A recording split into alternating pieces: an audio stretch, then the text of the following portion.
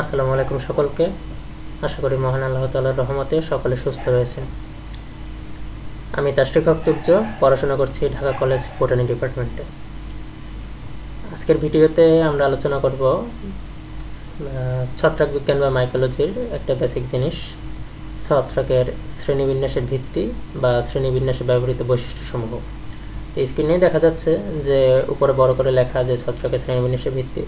শ্রেণীবিন্যাসের ভিত্তিটা কি, যে এই যে ফাঞ্জি এর যে ক্লাসিফিকেশন, এটা কিভাবে আর কি বিজ্ঞানীরা নির্ণয় করে, কোন ভিত্তিতে নির্ণয় করে, ভিত্তির জন্য বা কি বৈশিষ্ট্যর উপর ভিত্তি করে এই ছত্রাকের যে ক্লাসিফিকেশনগুলো করা হয়, সেইটাই আর কি মূলত আজকের টপিক।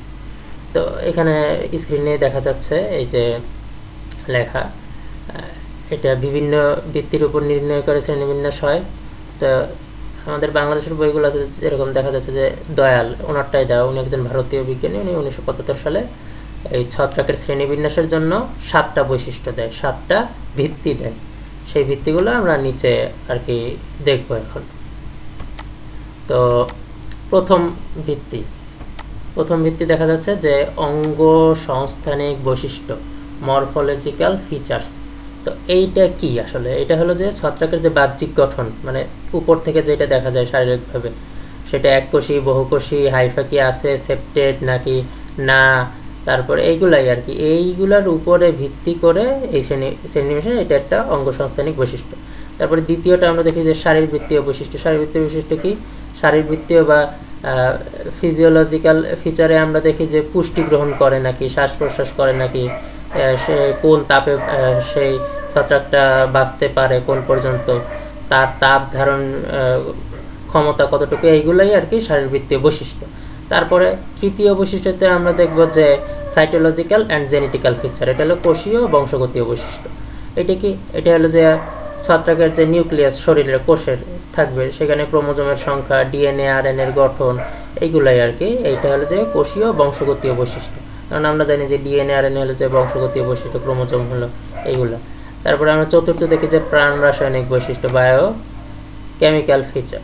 এটা কি? এটা হলো যে ছত্রাকে উৎপন্ন বায়োকেমিক্যাল, মানে ছত্রাক তার শরীরের মধ্যে কি কি উৎপন্ন করে, এনজাইম, বিষাক্ত পদার্থ, পিগমেন্ট, এইরকম।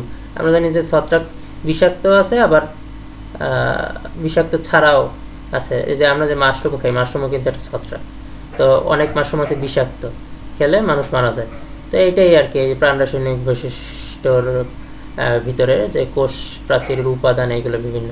তারপরে হোস্ট মানে কি? হোস্ট মানে হলো যে মানে যে বহন করতেছে একটা। তো এই ছত্রাক বিভিন্ন উদ্ভিদ প্রাণীর শরীরের উপরে যে আমরা যে বন জঙ্গলে দেখা যায় যে বিভিন্ন গাছের ওইখান থেকে হয়ে রয়েছে, মানুষের শরীরেও কিন্তু ছত্রাক দিয়ে বিভিন্ন রোগ হয়। তো এই ছত্রাক যে বিভিন্ন জায়গায় পরজীবী বা মিথজীবী এইরকম হিসাবে যে বেড়ে ওঠে, এইটাই হলো যে হোস্টের বিশেষত্ব বা হোস্ট স্পেশালাইজেশন। তারপরে সেরোলজিক্যাল বৈশিষ্ট্য। সেরোলজিক্যাল, এটা শুনলে একটু রক্ত একটা মানে সেরোলজিক্যাল দিয়ে আমরা রক্তই বুঝি মূলত, এই টাইপের আর কি। যেরকম যে ছত্রাকের যে অ্যান্টিজেন, হোস্ট শরীরের অ্যান্টিবডির প্রতিক্রিয়া, মানে এইটার মাধ্যমে আর কি সেরোলজিক্যাল বৈশিষ্ট্য নির্ণয় করা হয়, যে ছত্রাকে চিহ্নিত শ্রেণীবিন্যস্ত করা হয় এইটার ভিত্তিতে। তারপরে আমরা 7 নাম্বার, সপ্তমটা দেখি যে সংখ্যাবাচক বা নিউমেরিক্যাল ট্যাক্সোনমি। এটা হলো যে ছত্রাকের বিভিন্ন বৈশিষ্ট্যকে সংখ্যার মাধ্যমে বিশ্লেষণ করে, পরিসংখ্যান ভিত্তিক একটা শ্রেণী বিন্যাস নির্ধারণ করে। তো এই 7টা বৈশিষ্ট্য, এটা হলো যে মানে আমাদের উপমহাদেশের ভিতরে যে ছত্রাকগুলো আছে সেইগুলোর ক্ষেত্রে এই 7টা বৈশিষ্ট্য মূলত মেনে চলা হয়, মানে এইটা দিয়ে আর কি ক্লাসিফিকেশনটা করা হয়, ছত্রাকের ক্লাসিফিকেশনের ভিত্তি। তো এইটা ছাড়াও আরও অন্যান্য বিজ্ঞানীরাও মানে এককভাবে কোনো শ্রেণীবিন্যাসের ভিত্তি না, শ্রেণীবিন্যাস অনেকগুলো আছে, অনেক রকম আছে। তো উপমহাদেশের ক্ষেত্রে এই দয়াল ওনারটা আর কি নির্ণয় করা, ওনারটা ধরা হয়। আরও আছে, যেরকম আরেকজন খেয়াল করছে না, তার হলো যে শ্রেণীবিন্যাসের ভিত্তি 3টা, ওইখানে সে গুরুত্ব দিচ্ছে হলো যে বংশগতীয় বা এই বিষয়টা বেশি গুরুত্ব দিচ্ছে আর কি। তারপরে এইটা ছাড়াও যে আমরা আরও দেখি যে এখানে আরও দেখতে পাবো এই যে এছাড়াও নিচের বৈশিষ্ট্যগুলোতে ছত্রাকের শ্রেণীবিন্যাস হয়। হলো যে মাইসিলিয়ামের প্রকৃতি, স্পোরের ধরন, ফ্লাজেরার সংখ্যা, যৌন অযৌন প্রজনন, রিপ্রোডাকশনের এইটা, তারপরে জীবনচক্র, প্রজনন অঙ্গ, জননাঙ্গ যেটা, এইগুলোর ভিতরে মাইসিলিয়াম যে ছত্রাকের যে মেইন দেহ যে গঠিত হয় সেটাই। তো তো এর ভিত্তিতেও এগুলো হয় আর কি। তো আজকে এইটুকুই, এটা পরীক্ষায় আসতে পারে যে ছত্রাকের শ্রেণীবিন্যাসের ভিত্তি। পরবর্তী দিন ইনশাল্লাহ আবার নতুন কোনো টপিকে নতুন কোনো সাবজেক্টে দেখা হবে। ততদিন আল্লাহ হাফেজ, আসসালামু আলাইকুম, সকলে ভালো থাকবেন।